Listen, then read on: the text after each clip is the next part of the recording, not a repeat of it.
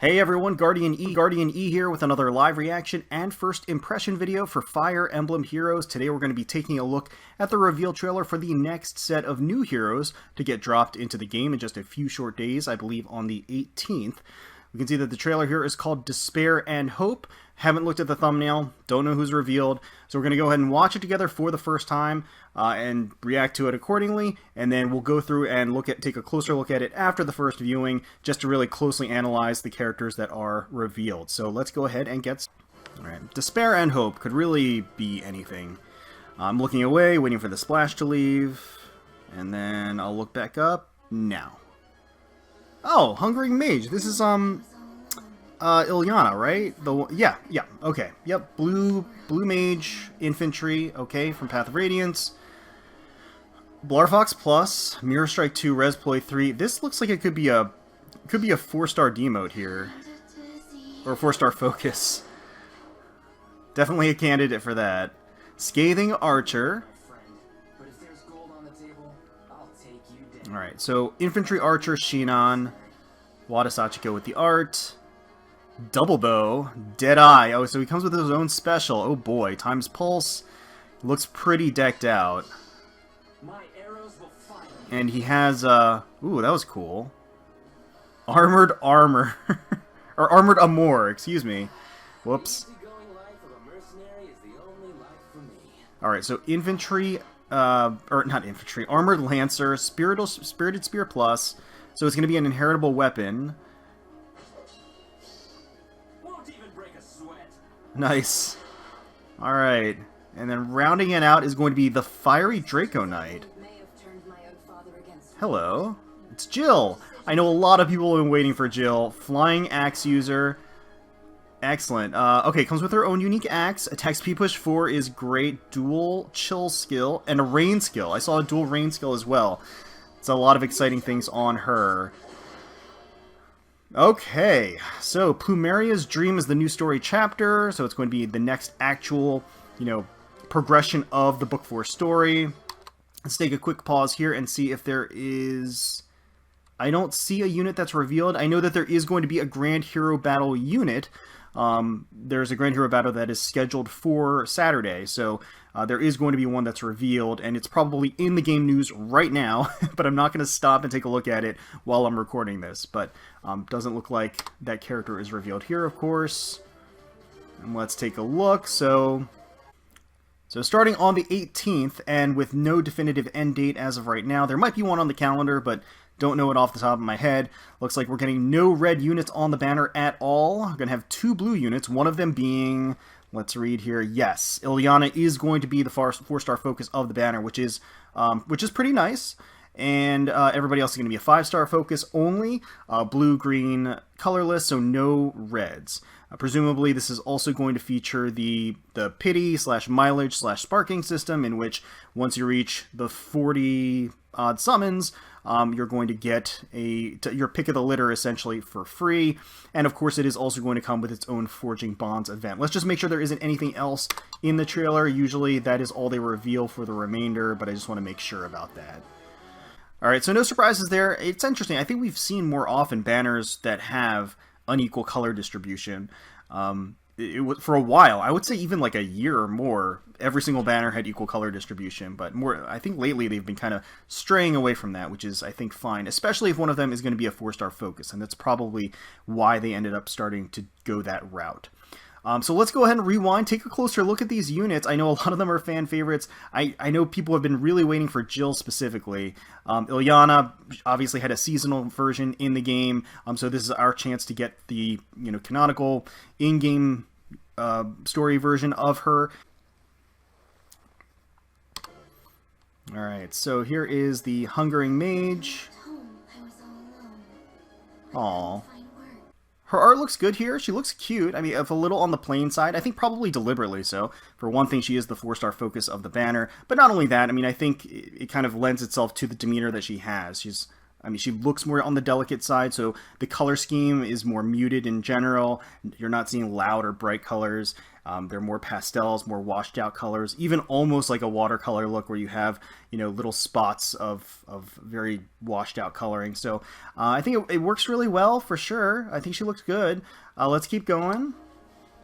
Take a look at her skills and what she's got. I already kind of got a pretty good look at her skills here. But let's break it down anyway. She comes with Blarfox Plus, which is a 12 might blue tome. If unit initiates combat, inflicts attack speed, defense res -4 on foe during combat. That is just solid. It's a solid weapon. There's not a lot of frills to it, but in combat debuffs are actually pretty decent overall. What you see is what you get. There's not a lot of pomp and circumstance. It's fairly straightforward. Iceberg for the special, boost damage by 50% of units res, so I'm assuming she's going to have some pretty decent res.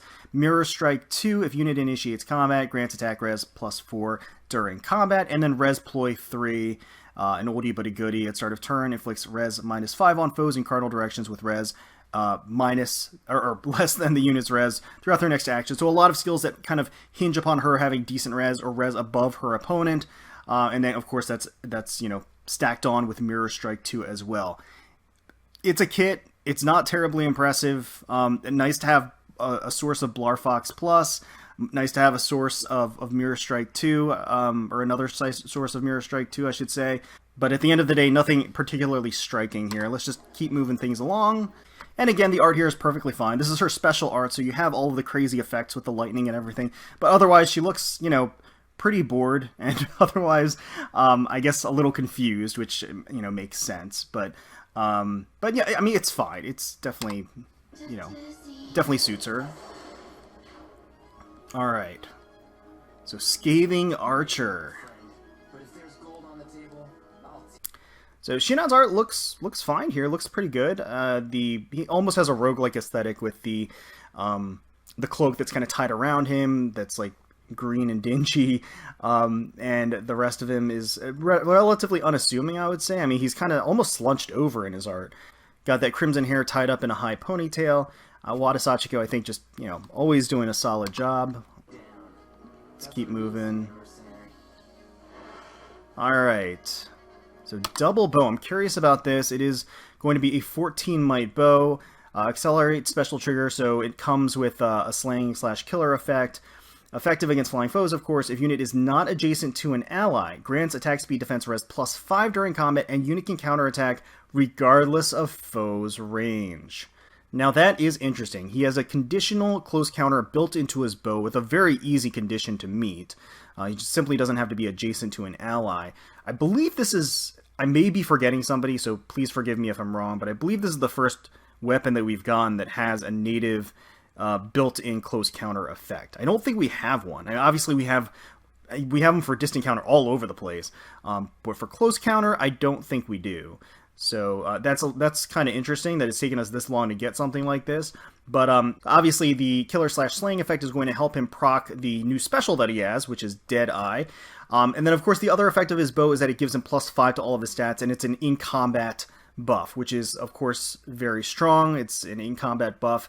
In general, can't be debuffed, so that's very good. It's overall a very solid combination of things, and the fact that he has, again, a conditional built-in close counter is a very strong thing because that frees up his A slot, which of course means that he can have something very, very solid in there, which I can already tell that he does have attack defense solo 4. So that's great for him. Deadeye, let's take a look at his special. So double damage dealt. Interesting. It's a 3 cooldown special, doubles damage dealt, disables non-special skills that reduce damage by X%. Huh. Really? So, it's no secret that we've gotten a ton of damage mitigation skills recently. A whole assortment of characters have come out in the past couple of months that basically all have damage reduction in some capacity. And we already have a special now that ignores damage reduction %, which is kind of surprising, I would say. So let's break it down a little bit more. Doubles damage dealt. So damage dealt, I believe that means that it's like Glimmer, wherein it's not fixed damage. It's not fixed damage like Draconic Aura or Bonfire or Iceberg, or even like Moonbow, which would be based off of somebody's stat and be a fixed amount. Glimmer, or in this case Deadeye, would essentially take whatever the damage you would be inflicting, the actual number, the raw number, and then doing a multiplier to that. So in the case of Glimmer, of course, if you're doing 0 damage with Glimmer, that means if you're doing 0 damage as a base, Glimmer will let you do 0 damage. And I think that it's still the case here as well. In that Deadeye, if, whatever the base number is that you would be doing, basically on the interaction screen above, where it says how much damage you're going to do, it'll double that. And then, of course, it disables non-special skills that reduce damage by a certain percent. I mean, I think that's a pretty solid special, especially for a 3 cooldown special. He has double bow, and he has a -1 cooldown, so he's going to start with 2 cooldown, or rather, he's going to start with 2 cooldown on Deadeye. It's not 100% clear if Deadeye is going to be inheritable or not. I don't see why it wouldn't be. I feel like that is a skill that really warrants, sharing the wealth a little bit and letting it get inherited. But I guess we'll have to see, if it ends up actually being a skill that others can inherit. Attack Defense Solo 4, if unit is not adjacent to an ally, grants attack defense +7 during combat. Works and synergizes perfectly with double bow. He doesn't want to be next to or adjacent to an ally, and this will just let him get the full effects of the solo skill and the double bow. Lull attack speed 3. The lull skills are very strong. Inflicts attack speed -3 on foe, so it's an in-combat debuff. Again, very, very hard to get rid of those. It neutralizes foes' bonuses to attack and speed from skills like Fortify and Rally. So any activated buffs to attack and speed are going to be neutralized. That's just going to let him take way less damage, and especially in the context of him being able to counter from both ranges and a lot of physical attacks, that's going to help him not only double back and deny doubles against him, but also just reduce the overall amount of damage that he is taking. So that is very solid. Times holds 3 for the C slot. At start of turn, its special cooldown count is at its maximum value. Grant special cooldown count -1. So that's interesting. What that essentially means is Deadeye is going to have a 2-turn cooldown because of double bow and the killer/slaying effect. Times pulse 3 at the start of the turn will essentially make sure that Deadeye always has a 1-turn cooldown, which is particularly good for him because he's going to be, at least based on this, I think he's going to have pretty high defense, and he's going to be, not exclusively, but I think he's going to be a pretty good enemy phaser. So if he's going to be an enemy phaser, he's going to be planning on tanking an attack, which will make Deadeye, which will instantly charge Deadeye, and then he'll counter attack from any range. So it's a pretty solid kit, pretty solid combination of things. And quite frankly, even if you didn't want him or need him, he has some pretty good stuff. The solo skill, attack and defense in particular, is pretty darn good, especially for cavalry gale forcers that have auto follow-ups or skills that create the follow-up for them, or weapons that create the follow-up for them. Deadeye, if that is a special that's inheritable, that could be very, very useful.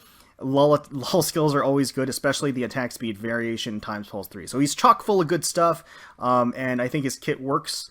It doesn't blow me away, but it is very solid, and it's synergistic. So let's keep going here. Take a look at Shinon's art as he's attacking. Yep, he's going to tank that hit, and he's going to retaliate with Deadeye.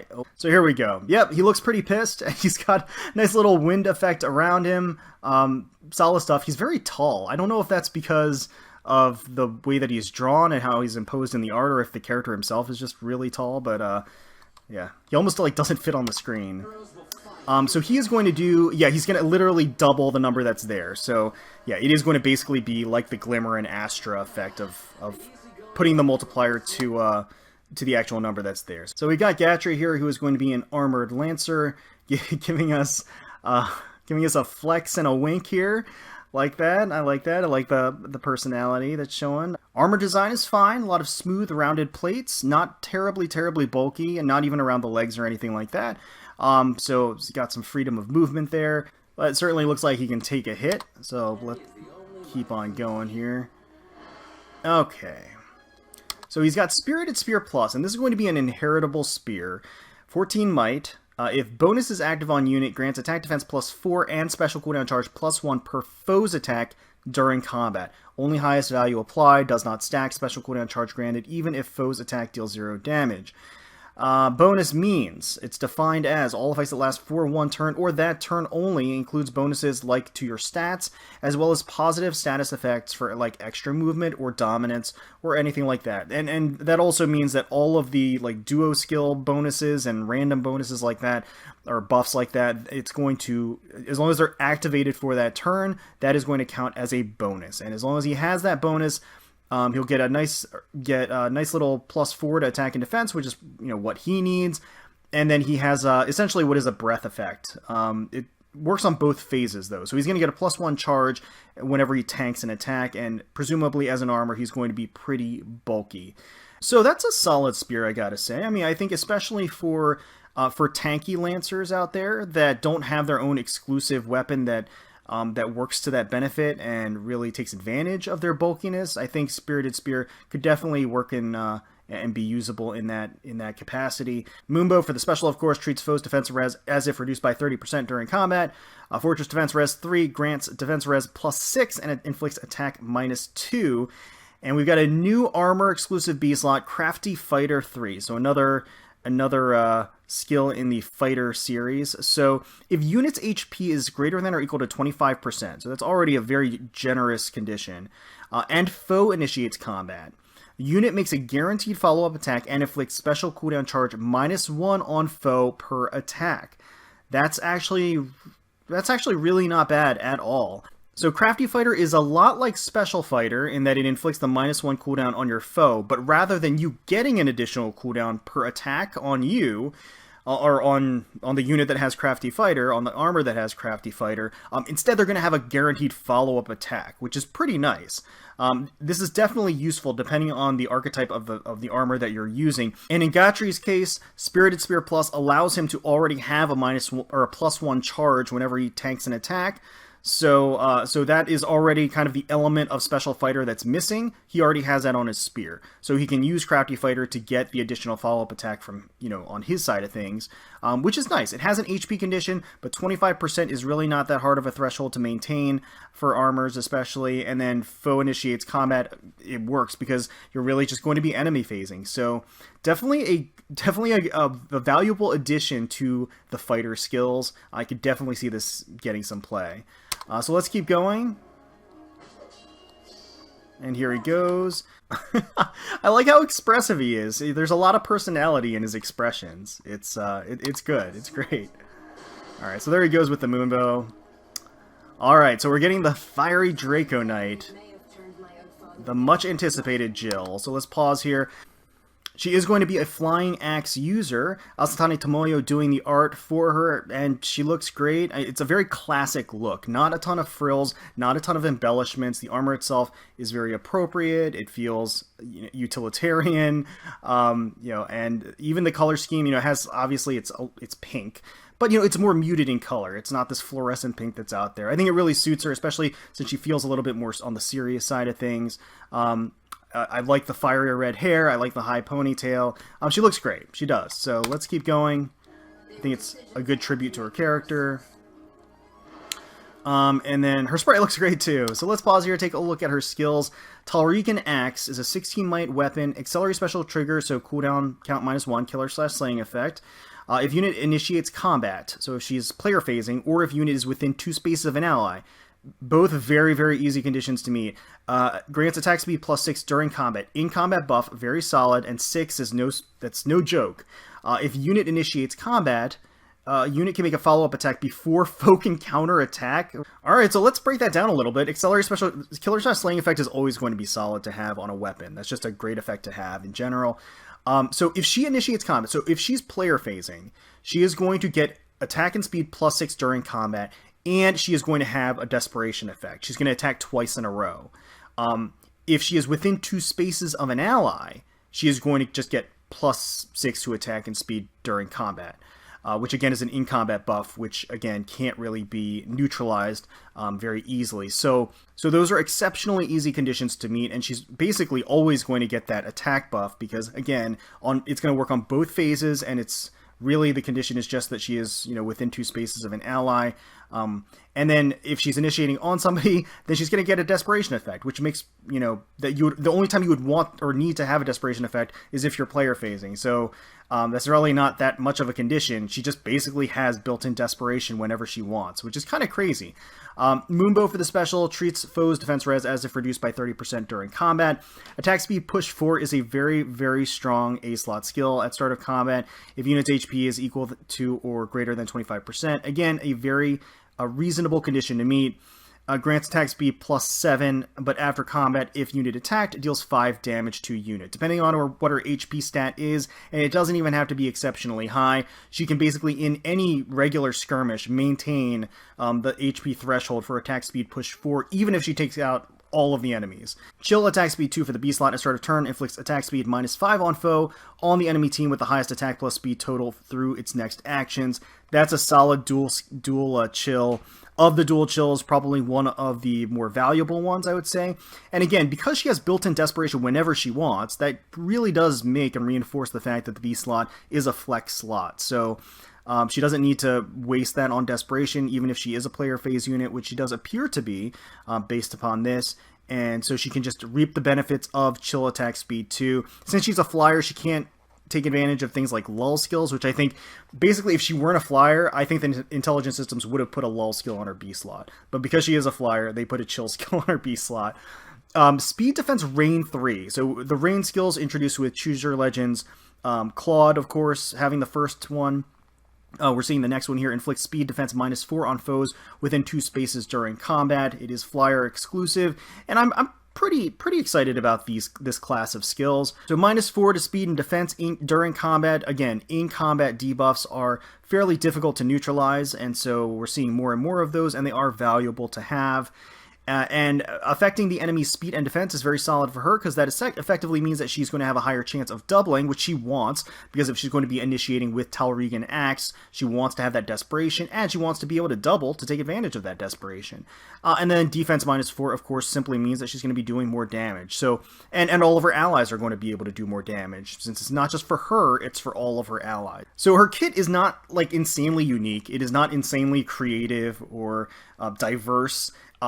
But it's exceptionally deadly. It has basically one focus. Jill is going to go in there, she is going to attack, and have all of these buffs to her attack, have all of these debuffs to the enemies, both speed and defense, and she's going to tear them apart by hitting them twice in a row without them being able to retaliate. And that's what she wants, and that's what she's going to get. And because of that, because she has Moonbow, that also means that when on her first initiation, or whenever she initiates, not only is she going to attack twice in a row, she has the killer/slaying effect, so she'll also activate Moonbow. So yes, it's very potent of a combination of things, so the kit works very well. It's just, you know, it's singularly focused on one particular aspect of combat, which is totally fine, because she is very effective at that one particular aspect of combat. So solid, definitely solid overall. And in general, she has good stuff. The dual chill is one of the better dual chills for sure. Attack speed push 4, we're getting more units with that, but it's still an exceptionally strong A-slot skill.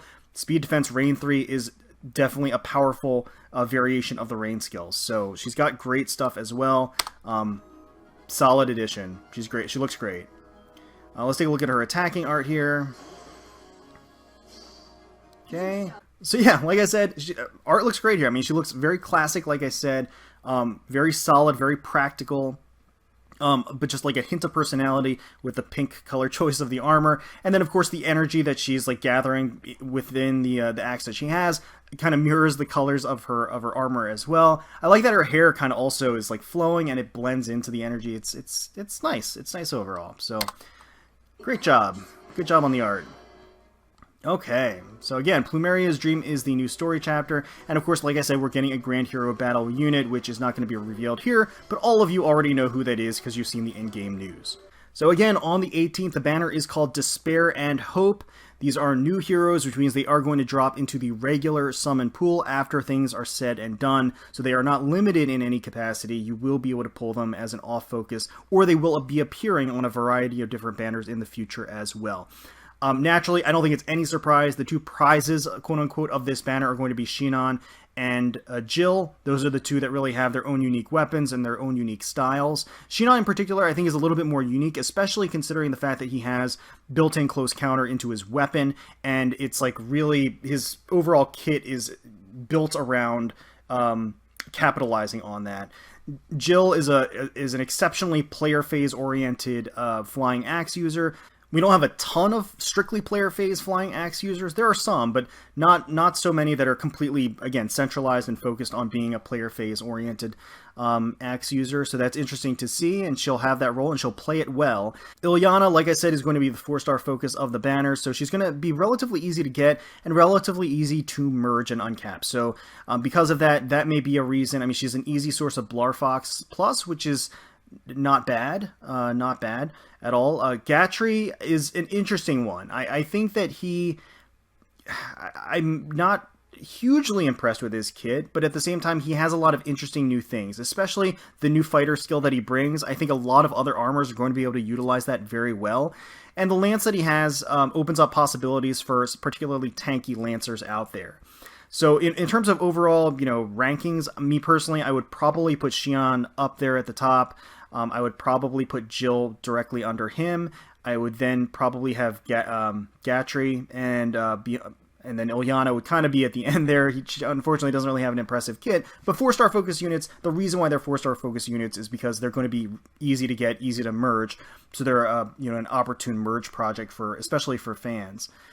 For me personally, I'm probably just going to use my free tickets for Jill, and that's more or less it. Maybe Jill and Ilyana, because it's going to be a relatively easy chance of getting Ilyana. But Jill for me probably hits the most points of interest, just because she's a flyer. She has access to a range skill. I think she looks really great too. I like her art. So if I am going to summon, it would be for Jill, but most likely I'm probably just going to be doing tickets, and that is going to be combined into our monthly poverty polls video whenever that comes out. But let me know in the comments below if you're excited for this banner, if you're excited for these units. I know there are Jill fans out there that are exceedingly probably, dancing on the rooftops out there. So let me know if you're one of those in the comments below. Hopefully you all enjoyed the video. If you did, please feel free to leave us a like, comment, and subscribe to the channel for more Fire Emblem Heroes content. Hopefully you're all staying safe, healthy, secure, and united out there, and wishing the very, very best for you, your family, and your friends. And until next time, let's protect those skies.